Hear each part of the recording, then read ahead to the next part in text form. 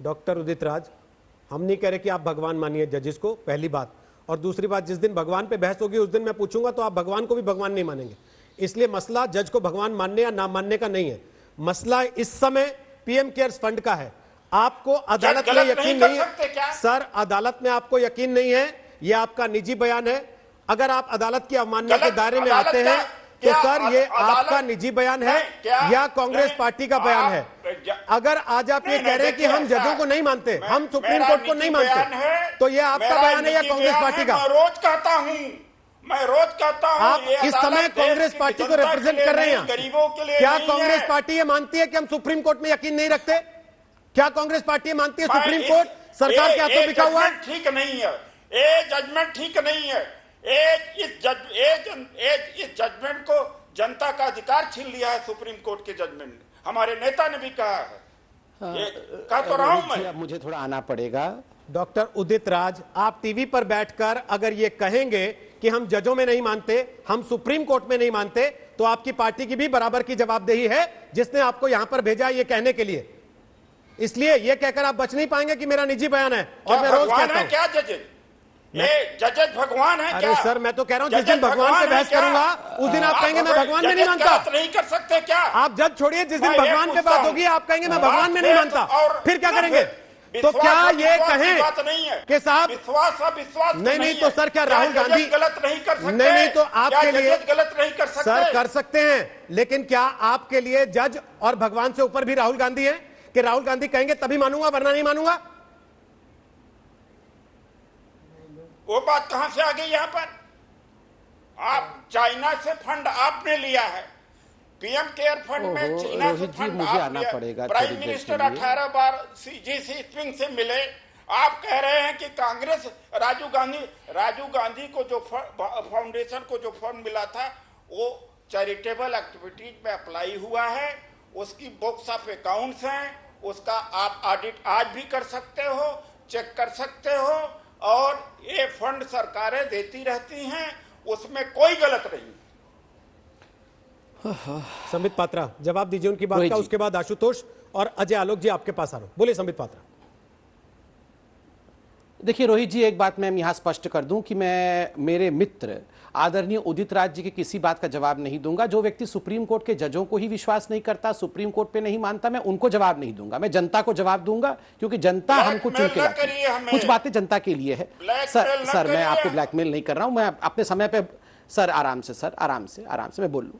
मैं उत्तर जनता को देता हूं। ऑडिट के विषय में पूछा गया है, आप जानते हैं मैं जनता जनार्दन से बोल रहा हूं कि ये जो PMNRF फंड था, ये 71 ईयर्स से, जब से कांग्रेस पार्टी ने इसे शुरू किया था तब से एक व्यक्ति ही इसे ऑडिट करता था। उस व्यक्ति का नाम था रामेश्वर ठाकुर। रामेश्वर ठाकुर PMNRF को ऑडिट करते थे और उनके पद को देखिए, 71 ईयर्स तक वो ऑडिट करते रहे और पद उनका रहा। वो राज्यसभा से सदस्य बने कांग्रेस पार्टी से 1984 में 90 तक, फिर 90 में दोबारा राज्यसभा में गए 96 तक, फिर union minister of finance, revenue and rural development and parliamentary affairs minister रहे 91 से 94 तक, फिर गवर्नर ऑफ ओडिशा रहे 2004 तक, फिर गवर्नर ऑफ आंध्र प्रदेश रहे 2007 तक, फिर गवर्नर ऑफ कर्नाटक रहे और आखिर में गवर्नर ऑफ मध्य प्रदेश 2009 से 2011 रह के रिटायर हुए। तो घर की मतलब सोनिया जी उसकी अध्यक्षा और उनका ऑडिटर, घर का अपना गवर्नर, अपना मंत्री, ये तो इनके परिवार में चल रहा था। दूसरी बात है, इन्होंने प्रश्न पूछा मेरे से कि आरटीआई के दायरे में क्यों नहीं आता है। किसने कहा? ये जो आर्टिकल कल राहुल गांधी ने ट्वीट किया है वो आरटीआई का दायरा क्या है आप देख लीजिए। उसमें पूछा गया है पीएम केयर्स को लेकर कितनी आरटीआईयां आई थी, तो उत्तर दिया गया है ये डाइवर्शन ऑफ रिसोर्सेज होगा, इसलिए अभी हम इस विषय पे जवाब नहीं देंगे। ये कोई पीएम केयर्स के विषय में, फंड के विषय में आरटीआई नहीं था। तीसरा इन्होंने कहा इमरजेंसी सिचुएशन तो है कोविड, तो इसमें PMNRF खर्चा क्यों नहीं कर सकते हैं। मैं प्रोविजंस लेके बैठा हूं PMNRF का, जो कि सुप्रीम कोर्ट में दिखाया गया है, वो लेके आया हूं कागज, इसलिए मैं पढ़ देता हूं जो ऑब्जेक्टिव्स थे। उससे पहले मेरा एक सवाल है, मेरा सवाल यह है डॉक्टर पात्रा, अगर PMNRF गलत है, अगर आपको लगता है सोनिया गांधी उसकी आजीवन अध्यक्षा हैं और अगर आपको लगता है उसका ऑडिटर सोनिया गांधी ने अपने व्यक्ति को बैठा रखा है आजीवन, तो आपने उसको खत्म करके पीएम केयर्स की शुरुआत क्यों नहीं की? उसको पैरेलली चलने क्यों दिया? एक खत्म होता दूसरा शुरू होता तो शायद उतने सवाल नहीं उठते। दूसरा, सीएजी इसका ऑडिट क्यों नहीं करेगी? जो पैसा देश के लोग दे रहे हैं, जो पैसा आप कह रहे हैं कि देश की जनता के लिए खर्च हो रहा है, सीएजी उसका ऑडिट क्यों नहीं कर सकती? ठीक है, मैं दोनों का उत्तर दे रहा हूं, पहले पीछे से ही शुरू करता हूं। पहली बात है, आपने कहा कि सीएजी ऑडिट क्यों नहीं करेगी। देखिए, सीएजी किसका ऑडिट करती है? सीएजी सरकारी पैसे के खर्च का ऑडिट करती है। चैरिटेबल ट्रस्ट को कभी सीएजी ऑडिट नहीं करती है। और आपको और देशवासियों की जानकारी के लिए बता दूं कि पीएमएनआरएफ, जिसके विषय में यहां बात हो रही है, वर्सेस पीएम केयर्स, पीएमएनआरएफ को भी सीएजी ऑडिट नहीं करती है। उसका भी ऑडिटर मैंने अभी नाम बताया, रामेश्वर ठाकुर प्राइवेट ऑडिटर है।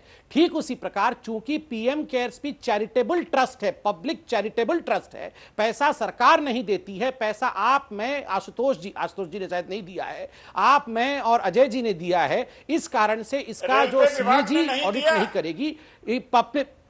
मैं बताता हूं सर, मैं उत्तर दे रहा हूं। जो कुछ लोग कह रहे हैं कि मंत्रालयों ने दिया है, नहीं दिया है, लिख लीजिए, एम्प्लॉइज ने दिया है। कुछ डिपार्टमेंट के एम्प्लॉइज ने अपने वेतन कलेक्ट करके जरूर भेजे होंगे, मंत्रालयों ने नहीं दिया है, इसलिए सीएजी ऑडिट नहीं करती है। दूसरा सवाल आपका था कि इसमें हमने क्यों नहीं बंद करा दिया ऑडिटर से। 2018 में हमने रामेश्वर ठाकुर को हटा दिया। कायदे से जो रूल है, वो सेक्शन, रजिस्ट्री के सेक्शन के अंतर्गत जो रूल है, उसमें कहा गया है पीरियोडिकली ऑडिटर बदलना चाहिए, हर 3-4 साल में यह बदलना चाहिए। हमने उस कानून के अंतर्गत जो रामेश्वर ठाकुर थे उनको हटा दिया है। ठीक है। इसलिए जो प्रावधान कानून के थे उनको लागू कर दिया है। ओके। अंत में एक बात, क्योंकि उदित राज जी ने पूछा था, इमरजेंसी, कोविड तो इमरजेंसी है, तो पीएमएनआरएफ इमरजेंसी तो है भी, उसमें क्यों नहीं लागू हुआ? इसलिए क्योंकि पीएमएनआरएफ में मेंशन्ड है कि केवल जब व्यक्ति की मृत्यु होती है फ्लड से, अर्थक्वेक से, नेचुरल कैलामिटी से, उसी के परिवार पर यह पैसा खर्च किया जा सकता है, या हार्ट सर्जरी के लिए, किडनी सर्जरी के लिए और एसिड अटैक के लिए खर्च किया जा सकता है। कोविड में वेंटिलेटर बनाने के लिए खर्च नहीं किया जा सकता।